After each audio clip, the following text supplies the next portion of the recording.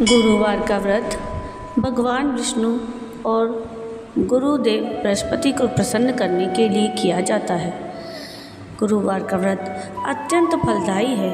अग्नि पुराण के अनुसार अनुराधा नक्षत्र युक्त गुरुवार या बृहस्पतिवार से आरंभ करके 7 बृहस्पतिवार व्रत करने से बृहस्पति ग्रह की हर पीड़ा से मुक्ति मिलती है। राधे राधे। विजडम चैनल में आप सबका स्वागत है। आज के इस वीडियो में हम बृहस्पतिवार व्रत की कथा और आरती सुनेंगे। प्राचीन समय की बात है। एक नगर में एक बड़ा व्यापारी रहता था। वह जहाज़ों में माल लदवा कर दूसरे देशों में भेजा करता था। वह जिस प्रकार अधिक धन कमाता था उसी प्रकार जी खोलकर दान भी करता था, परंतु उसकी पत्नी अत्यंत कंजूस थी। वह किसी को एक दमड़ी भी नहीं देने देती। एक बार सेठ जब दूसरे देश व्यापार करने गया तो पीछे से बृहस्पति देव ने साधु वेश में उसकी पत्नी से भिक्षा मांगी। व्यापारी की पत्नी बृहस्पति देव से बोली, हे साधु महाराज, मैं तो इस दान पुण्य से तंग आ गई हूँ। आप कोई ऐसा उपाय बताएं जिससे मेरा सारा धन नष्ट हो जाए और मैं आराम से रह सकूं। मैं यह धन लुटता हुआ नहीं देख सकती। बृहस्पति देव ने कहा कि हे देवी, तुम तो बड़ी विचित्र हो। संतान और धन से कोई दुखी होता है? अगर अधिक धन है तो इसे शुभ कार्यों में लगाओ। कुंवारी कन्या का विवाह कराओ, विद्यालय और बाग बगीचों का निर्माण कराओ, और ऐसे पुण्य कार्य करने से तुम्हारा लोक परलोक सार्थक हो सकता है। परंतु साधु की इन बातों से व्यापारी की पत्नी को खुशी नहीं हुई। उसने कहा, मुझे ऐसे धन की आवश्यकता नहीं जिसे मैं दान दूँ। तब बृहस्पति बोले, यदि तुम्हारी ऐसी इच्छा है तो तुम एक उपाय करना। 7 बृहस्पतिवार घर को गोबर से लीपना, अपने केशों को पीली मिट्टी से धोना, केशों को धोते समय स्नान करना, व्यापारी से हजामत बनाने को कहना, भोजन में मांस मदिरा खाना, कपड़े अपने घर धोना। ऐसा करने से तुम्हारा सारा धन नष्ट हो जाएगा। इतना कहकर बृहस्पति देव अंतर्ध्यान हो गए। व्यापारी की पत्नी ने बृहस्पति देव के कहे अनुसार 7 बृहस्पतिवार वैसा ही करने का निश्चय किया।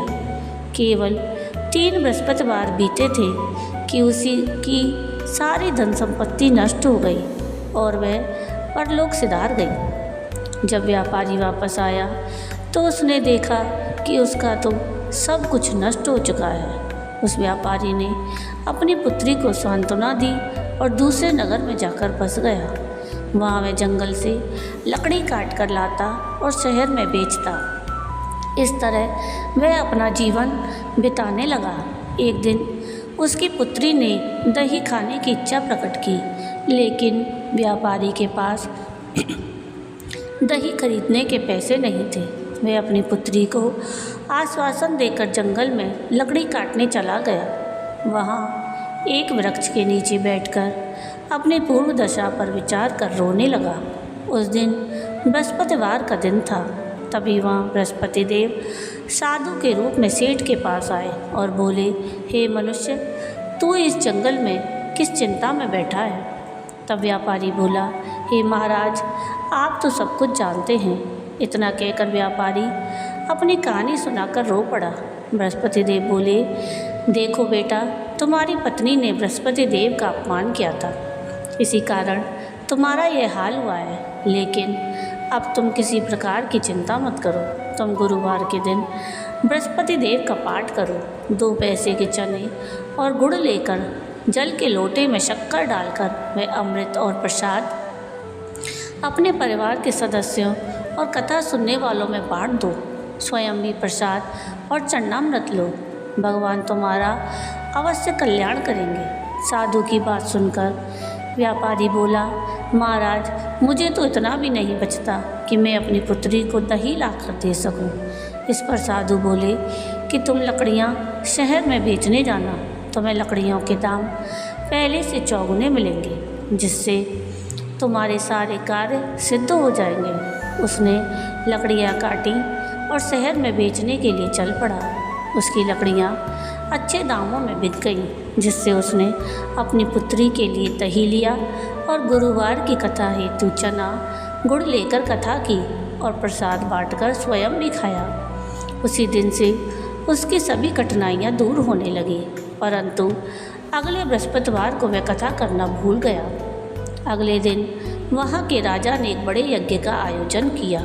पूरे नगर के लोगों के लिए भोज का आयोजन किया। राजा की आज्ञा अनुसार पूरा नगर राजा के महल में भोज करने गया, लेकिन व्यापारी और उसकी पुत्री तनिक विलंब से पहुँचे। अतः उन दोनों को राजा ने महल में ले जाकर भोजन कराया। जब वे दोनों लौट कर आए तब रानी ने देखा कि उसका खूंटी पर टंगा हुआ हार गायब है।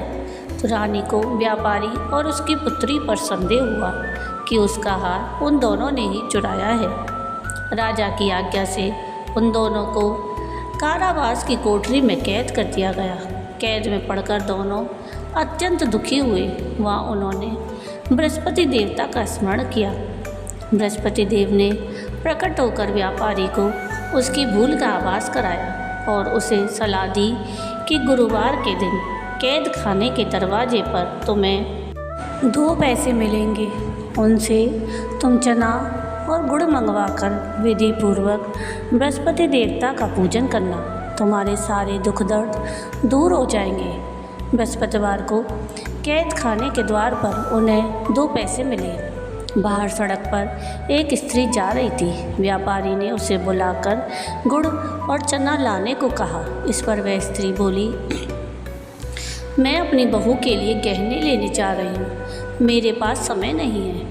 इतना कहकर वह चली गई। थोड़ी देर बाद वहाँ से एक और स्त्री निकली। व्यापारी ने उसे बुलाकर कहा कि बहन, मुझे बृहस्पतिवार की कथा करनी है, तुम मुझे 2 पैसे का गुड़ चना ला दो। बृहस्पति देव का नाम सुनकर वह स्त्री बोली, भाई, मैं तुम्हें अभी गुड़ चना ला कर देती हूँ। मेरा इकलौता पोएटा मर गया है, मैं उसके लिए कफन लेने जा रही थी, लेकिन मैं पहले तुम्हारा काम करूँगी, उसके बाद अपने पुत्र के लिए कफन लाऊंगी। वह स्त्री बाजार से व्यापारी के लिए गुड़ चना ले आई और स्वयं भी बृहस्पति देव की कथा सुनी। कथा के समाप्त होने पर वह स्त्री कफन लेकर अपने घर गई।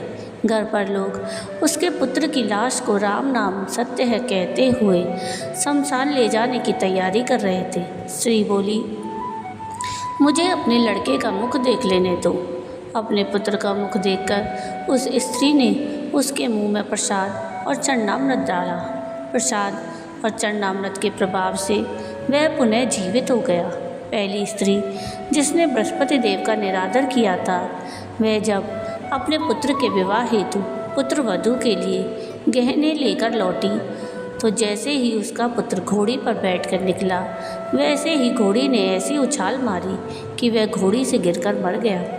यह देखकर वह स्त्री रो रो कर बृहस्पति देव से क्षमा याचना करने लगी।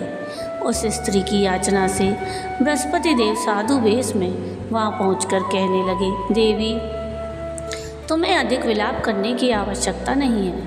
यह बृहस्पति देव के अनादर करने के कारण हुआ है। तुम वापस जाकर मेरे भक्त से क्षमा मांगकर कथा सुनो, तभी तुम्हारी मनोकामना पूर्ण होगी। जेल में जाकर उस स्त्री ने व्यापारी से माफ़ी मांगी और कथा सुनी। कथा उपरांत वह प्रसाद और चरणामृत लेकर अपने घर वापस गई। घर जाकर उसने चरणामृत अपने मृत पुत्र के मुंह में डाला। चरणामृत के प्रभाव से उसका पुत्र पुनः जीवित हो उठा। उसी रात बृहस्पति देव राजा के सपने में आए और बोले, हे राजन, तूने जिस व्यापारी और उसकी पुत्री को जेल में कैद कर रखा है, वह बिल्कुल निर्दोष है। तुम्हारी रानी का हार वहीं खूंटी पर टंगा है। दिन निकला तो राजा रानी ने हार खूंटी पर लटका हुआ देखा। राजा ने उस व्यापारी और उसकी पुत्री को रिहा कर दिया और उन्हें आधा राज्य देकर अपनी पुत्री का विवाह उच्च कुल में करवाकर दहेज में हीरे जवाहरात दिए। तो ये थी कथा बृहस्पतिवार व्रत की। आइए अब हम बृहस्पतिवार व्रत की आरती सुनते हैं। बृहस्पतिवार व्रत की कथा कहने के बाद और बृहस्पतिवार व्रत की आरती की जाती है। बृहस्पतिवार व्रत की आरती इस प्रकार है। ओम जय बृहस्पति देवा, स्वामी जय बृहस्पति देवा। छिन छिन भोग लगाऊं, छिन छिन भोग लगाऊं, कदली फल मेवा। ओम जय बृहस्पति देवा, तुम पूर्ण परमात्मा, तुम अंतर्यामी, स्वामी तुम अंतर्यामी। जगत पिता जगदीश्वर, जगत पिता जगदीश्वर, तुम सबके स्वामी।